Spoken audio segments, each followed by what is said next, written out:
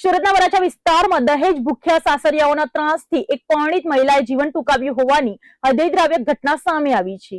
રીતુબેન નામની મહિલાએ સાસરિયાઓના અસહ્ય માનસિક અને શારીરિક ત્રાસથી કંટાળીને ગળે ફાંસો ખાઈ આત્મહત્યા કરી લીધી છે। આ મામલે વરાછા પોલીસે આત્મહત્યાના દુષ્પ્રેરણાનો ગુનો નોંધી 2 આરોપીઓની ધરપકડ કરી છે। લગ્ન સમયે લાખોની રોકડ અને સોનું આપવા છતાં વધુ દહેજની માંગણીએ એક દીકરીનો ભોગ લીધો છે। સુરતના વરાછા પોલીસ સ્ટેશનમાં નોંધાયેલા આત્મહત્યાના દુષ્પ્રેરણાના ગુનામાં પોલીસે કડક કાર્યવાહી હાથ ધરી છે। રીતુબેન નામની પરિણીત મહિલાએ પોતાના સાસરિયાઓના ત્રાસથી કંટાળીને અંતિમ પગલું ભરી લીધું હતું। આ કેસમાં પોલીસે અત્યાર સુધીમાં 2 આરોપીઓની ધરપકડ કરીને જેલના સળિયા પાછળ ધકેલી દીધા હતા। મૃતક મહિલાના પરિવારજનોના આક્ષેપ મુજબ પતિ લક્ષ્મીનારાયણ કુશવાહ, સાસુ સસરા, જેઠ અને નણંદ દ્વારા રીતુબેનને સતત ત્રાસ આપવામાં આવતો હતો। લગ્ન સમયે પરિવાર દ્વારા રોકડ રકમ, મોટરસાયકલ અને સોનું દહેજમાં આપવામાં આવ્યું હતું। તેમ છતાં સાસરિયાઓ ધરાયા ન હતા અને વધુ 2 લાખ રૂપિયાના દહેજની માંગણી કરીને રીતુબેનને હેરાન કરતા હતા। સાસરિયાઓના આ અસહ્ય ત્રાસ અને દહેજની ભૂખને કારણે રીતુબેને આખરે હિંમત હારી હતી અને પોતાના ઘરે સાડી વડે પંખા સાથે ગળે ફાંસો ખાઈને આત્મહત્યા કરી લીધી હતી। વરાછા પોલીસે આ મામલે ગુનો નોંધીને અન્ય ફરાર આરોપીઓને ઝડપી પાડવા માટે તપાસ તેજ કરી છે। સુરત જિલ્લાના કોસંબા પાસે આવેલા હથોડા ગામે પોલીસ અને ગોરક્ષકો પર થયેલા હિંસક હુમલાના વિરોધમાં આજે ગો ભક્તોનો રોષ ફાટી નીકળ્યો હતો। આ હુમલાની ઘટનાને સખત શબ્દોમાં વખોડી કાઢવા અને ગાયને રાજ્ય માતાનો દરજ્જો આપવાની માંગ સાથે સુરતમાં વિશાળ રેલી યોજવામાં આવી હતી।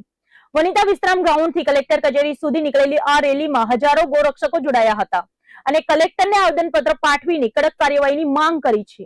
કોસંબાના હથોડા ગામે જ્યારે પોલીસ અને ગોરક્ષકો ગોવંશને બચાવવા ગયા ત્યારે તેમની પર થયેલા હુમલાએ સમગ્ર રાજ્યમાં ચકચાર મચાવી છે। આ ઘટનાના વિરોધમાં આજે સુરત શહેરના રસ્તાઓ પર ગોરક્ષકોનો મહાસાગર ઉમટી પડ્યો હતો। વનિતા વિશ્રામ ગ્રાઉન્ડ ખાતેથી એક વિશાળ રેલી કાઢીને ગોરક્ષકોએ પોતાનો વિરોધ નોંધાવ્યો હતો। ગોરક્ષકોની આ રેલી શહેરના મુખ્ય માર્ગો પરથી પસાર થઈને સુરત જિલ્લા કલેક્ટર કચેરી ખાતે પહોંચી હતી। અહીં ગોરક્ષકોએ એકઠા થઈને સૂત્રોચ્ચાર કર્યા હતા અને કલેક્ટરને આવેદનપત્ર પાઠવ્યું હતું। આવેદનપત્રમાં મુખ્યત્વે હથોડા ગામની ઘટનામાં સંડોવાયેલા શખ્સો અને ગો હત્યા કરનારાઓ પર કડકમાં કડક કાર્યવાહી કરવાની માંગ કરવામાં આવી છે। આ વિરોધ પ્રદર્શનમાં માત્ર હુમલાનો વિરોધ જ નહીં પરંતુ ગૌ માતાને રાજ્ય માતાનો દરજ્જો આપવામાં આવે તેવી પણ પ્રબળ માંગણીઓ કરવામાં આવી છે। ગૌરક્ષકોએ ચીમકી ઉચ્ચારી છે કે જો ગૌવંશની સુરક્ષા અને ગૌરક્ષકો પર થતા હુમલાઓ અટકાવવામાં નહીં આવે તો આવનારા દિવસોમાં આંદોલન વધુ ઉગ્ર બનશે। મારું નામ જયભાઈ પટેલ। આજે કલેક્ટરશ્રીને અને સરકારશ્રીને રજૂઆત કરવા આવેલા છીએ કે ગયા 1 મહિનામાં ગુજરાતમાં અનેકો જગ્યાએ ગૌ હત્યા થઈ, ગૌરક્ષકો ઉપર હુમલો થયો, પોલીસ પ્રશાસન ઉપર હુમલો થયો। આ કસાઈઓને કાયદાનો કોઈ ડર નથી, તો આ કસાઈઓને કાયદાનું ભાન થાય એવી સરકાર દ્વારા કાર્યવાહી કરવામાં આવે એટલા માટે કલેક્ટર સાહેબને આવેદનપત્ર દેવા આવેલા છીએ। ગૌ માતાને રાજ્ય માતા જાહેર કરે, રાષ્ટ્રમાતા જાહેર કરે। હિન્દુ સમાજ મર્યાદા પુરુષોત્તમ પ્રભુ શ્રી રામને માનનારો સમાજ છે। જ્યાં સુધી મર્યાદામાં રહીને ગૌરક્ષા કરે છે અને કાયદાનું પાલન કરે છે ત્યાં લગી સારું છે। જ્યારે આ હિન્દુ સમાજ પ્રભુ શ્રી કૃષ્ણને માનીને ગૌ માતાને બચાવવા નીકળશે ત્યારે જોવા જેવી થશે। અમારી માંગો પૂરી નહીં થાય ને તો આવનારી વિધાનસભા ઇલેક્શન પહેલા ગુજરાતભરમાં ઉગ્રમાં ઉગ્ર આંદોલન થશે। સુરતમાં આજે ગો ભક્તો અને ગો સેવકોનો મહાસાગર ઉમટી પડ્યો હોય તેવા દ્રશ્યો જોવા મળ્યા છે। ગો સન્માન આહવાન અભિયાન અંતર્ગત શહેરમાં એક વિશાળ રેલીનું આયોજન કરવામાં આવ્યું હતું। ગો હત્યા પર સંપૂર્ણ પ્રતિબંધ અને ગાયને રાષ્ટ્રમાતાનો દરજ્જો આપવાની શિય ગર્જના સાથે હજારોની સંખ્યામાં ગો સેવકો રસ્તા પર ઉતરી આવ્યા હતા। વનિતા વિશ્રામ ગ્રાઉન્ડથી શરૂ થયેલી આ રેલી કલેક્ટર સુધી પહોંચી હતી જ્યાં પોતાની માંગણીઓ અંગે આવેદનપત્ર પાઠવવામાં આવ્યું હતું। સુરતના માર્ગો આજે જય ગૌ માતાના નાદથી ગુંજી ઉઠ્યા હતા। ગો સન્માન આહવાન અભિયાન હેઠળ યોજાયેલી આ રેલીનો મુખ્ય ઉદ્દેશ્ય દેશમાં થતી ગો હત્યા અટકાવવાનો અને ગાયોનું યોગ્ય સંવર્ધન કરવાનો છે। વનિતા વિશ્રામ ગ્રાઉન્ડ ખાતેથી નીકળેલી આ રેલીમાં સાધુ, સંતો અને હજારો ગો સેવકો મોટી સંખ્યામાં જોડાયા હતા। રેલીમાં જોડાયેલા લોકોની મુખ્ય માંગણી છે કે દેશમાં ગાયની સુરક્ષા માટે એક મજબૂત અને કડક કાયદો બનાવવામાં આવે। એટલું જ નહીં, ગાયને ભારતીય રાષ્ટ્રમાતા જાહેર કરવામાં આવે તેની પણ પ્રબળ માંગણી અહીં દોહરાવવામાં આવી હતી। આકરા તાપ વચ્ચે પણ ગો સેવકોનો ઉત્સાહ જરાય ઓછો જણાયો ન હતો। શહેરના મુખ્ય માર્ગો પરથી પસાર થઈને આ રેલી જિલ્લા કલેક્ટર કચેરી ખાતે સંપન્ન થઈ હતી। અહીં ગો સેવકોના પ્રતિનિધિ મંડળે જિલ્લા કલેક્ટરને રૂબરૂ મળીને પોતાની માંગણીઓ સાથેનું આવેદનપત્ર પાઠવ્યું હતું। ગો સેવકોએ ચીમકી ઉચ્ચારી છે કે જો ગાયોના હિતમાં વહેલી તકે યોગ્ય નિર્ણય લેવામાં નહીં આવે તો આંદોલનને વધુ વેગ આપવામાં આવશે। મારું નામ જયભાઈ પટેલ છે। આજે કલેક્ટર સાહેબને રજૂઆત કરવા માટે સમગ્ર હિન્દુ સમાજ ભેગો થયેલો છે અને વનિતા વિશ્રામથી કલેક્ટર કચેરી સુધી ચાલતા રેલી લઈને કલેક્ટર સાહેબને આવેદનપત્ર આપવાનું છે. કારણ ખાલી એટલું જ છે કે સરકાર પાસે એક માંગ છે કે ગૌરક્ષા અને ગૌ હત્યા નાબૂદીની વાત કરતી આ સરકારમાં છેલ્લા 1.5 મહિનાથી ગુજરાતમાં અનેકો જગ્યાએ ગૌ હત્યા થઈ છે, બરોબર. તો આ ગૌ હત્યારાઓને કાયદાનો કોઈ ડર નથી. તો આ ગૌ હત્યારાઓને કાયદાનો ડર ત્યારે જ થશે જ્યારે ગાયને રાષ્ટ્રમાતા જાહેર કરવામાં આવે કે ગાયને રાજ્યમાતા જાહેર કરવામાં આવે અને ગૌ હત્યા વિરુદ્ધના જે કાયદા છે એ કડકમાં કડક કરવામાં આવે. આશરે 1500 થી 2000 લોકો કલેક્ટર કચેરીએ આવેદનપત્ર આપવા આવેલા છે. ઈરાન અને ઇઝરાયલ વચ્ચે વકરી રહેલા યુદ્ધની સીધી અસર હવે વૈશ્વિક બજાર સાથે સુરતના વેપાર જગત પર પણ જોવા મળી રહી છે. યુદ્ધની આશંકા અને અસ્થિરતાને પગલે આજે સોનાના ભાવમાં મોટો ઉછાળો જોવા મળ્યો છે, તો બીજી તરફ શેર બજારમાં મોટો કડાકો બોલ્યો છે. રોકાણકારો સુરક્ષિત ગણાતા સોના તરફ વળી રહ્યા હોવાથી બજારમાં ગભરાટનો માહોલ છે. જો આ યુદ્ધ લાંબુ ચાલશે તો સોનાના ભાવ આસમાને પહોંચી શકે છે. ઈરાન અને ઇઝરાયલ વચ્ચેના ભીષણ યુદ્ધની ખતરનાક અસરો ભારતીય બજારોમાં વર્તાવવાની શરૂ થઈ ગઈ છે. આંતરરાષ્ટ્રીય સ્તરે વધતા તણાવને કારણે આજે સોનાના ભાવમાં નોંધપાત્ર વધારો થયો છે, જ્યારે શેર બજારમાં ગાબડું પડતા રોકાણકારોના કરોડો રૂપિયા ધોવાઈ ગયા છે. યુદ્ધ જેવી કટોકટીની સ્થિતિમાં લોકો શેર બજારમાંથી પોતાનું રોકાણ પાછું ખેંચી રહ્યા છે. બજારના નિષ્ણાંતો મુજબ અસ્થિરતાના સમયમાં લોકો શેર બજાર કરતા સોનામાં રોકાણ કરવાનું વધુ સુરક્ષિત માને છે. શેર બજારમાં સતત થઈ રહેલા ઘટાડાને કારણે રોકાણકારોમાં ભારે ચિંતા જોવા મળી રહી છે. Nainesh Pachchigar, Gujarat state president IBJ. Market ઉપર યુદ્ધની પરિસ્થિતિ વચ્ચે કેવો ઉથલપાથલ જોવા મળી શકે? આ યુદ્ધની પરિસ્થિતિ નિર્માણ થઈ છે અને જ્યારે યુદ્ધ શરૂ થઈ ચૂક્યું છે ત્યારે એની સીધી અસર બુલિયન બજાર અને શેર બજાર પર જોવા મળી રહી છે. આજે જ્યારે શેર બજાર પણ જ્યારે શરૂ થયું ત્યારે 900 પોઈન્ટનો કડાકો જોવા મળ્યો અને એની સીધી અસર બુલિયન બજાર પર પણ જોવા મળી.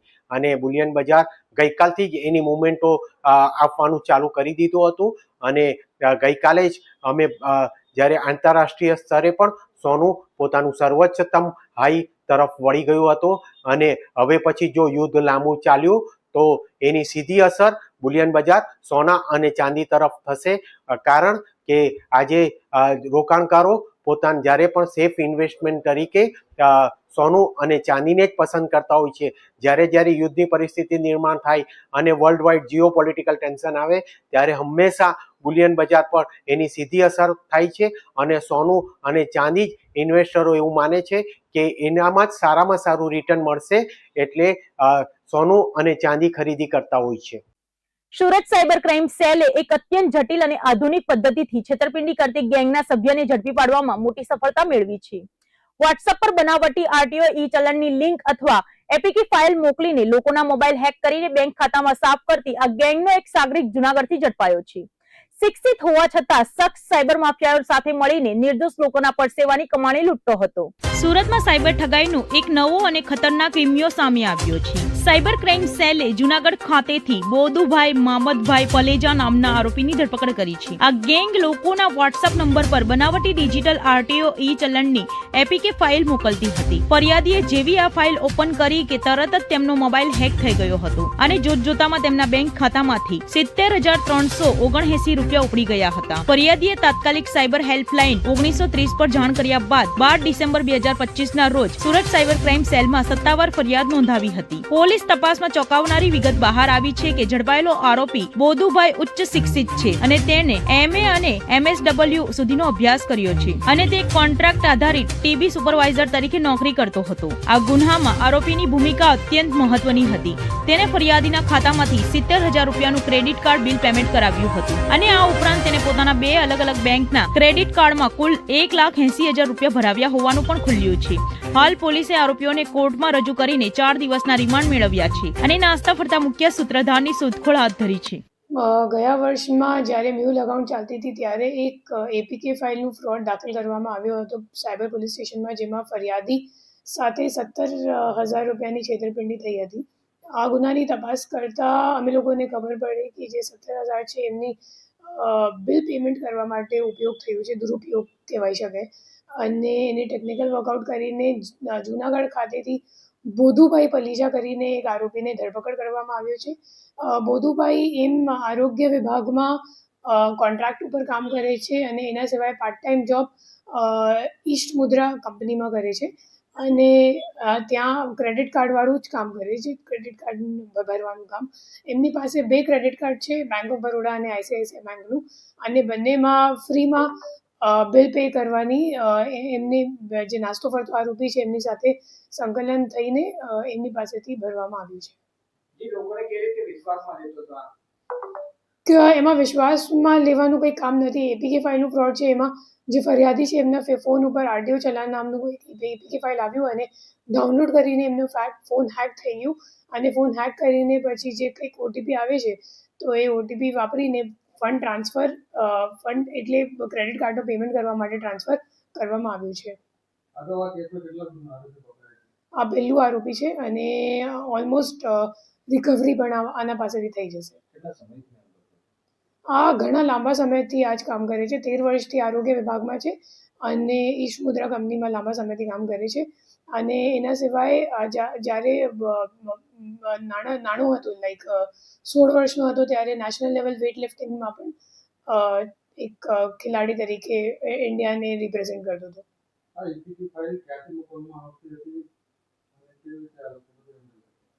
એપીકે ફાઇલ વોટ્સએપ ઉપર મોકલવામાં આવે છે અને એ લોકોનું કામ મતલબ આ જે આરોપી છે એમની ભૂમિકા ફક્ત બિલ પેમેન્ટ કરવાની છે. મતલબ જે ફ્રોડનો પૈસો છે એમને એ લોકો બેંક એકાઉન્ટમાં